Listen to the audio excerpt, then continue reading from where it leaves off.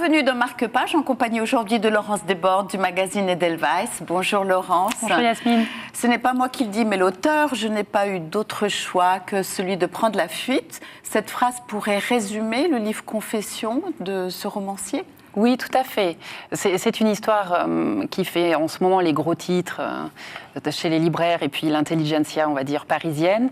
C'est l'histoire d'un gamin qui s'appelle réellement Eddie Bellegueule.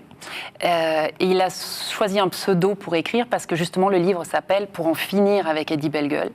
Et il a 21 ans et il raconte son enfance dans le nord de la France.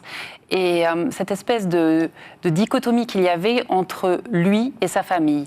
Il est né visiblement très fin, alors qu'il est dans une famille d'obèses, très maniéré, alors qu'il est dans une famille de machos, où l'homme a son rôle et le but c'est d'être un mâle avant tout, et où tous les mâles justement de cette famille boivent pour s'amuser, cognent pour s'amuser, et travaillent à l'usine dès l'âge de 16 ans.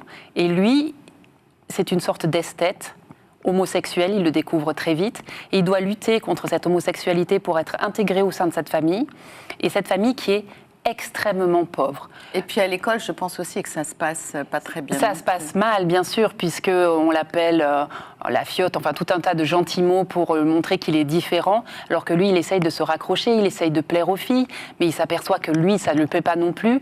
Et puis l'école, il est traumatisé d'y aller parce qu'il est malmené par ses élèves, il n'a pas de copains à l'école. Enfin bref, c'est une vie absolument horrible et dans une misère noire. C'est vraiment la France, et c'était il y a encore 5 ans.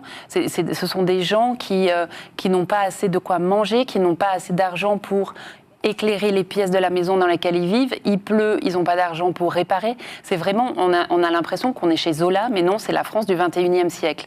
Et ce gamin, parce qu'il est doué, pas forcément à l'école, mais parce qu'il est doué, il sait s'exprimer, on lui propose d'aller suivre un lycée loin de chez lui, à Amiens, et de devenir, oui, je suis trop longue. Et là, on n'en dira pas plus. Voilà. Et de survivre. Et de survivre. Merci Laurence. Merci. Marque-Page, c'est terminé. À bientôt sur la télé.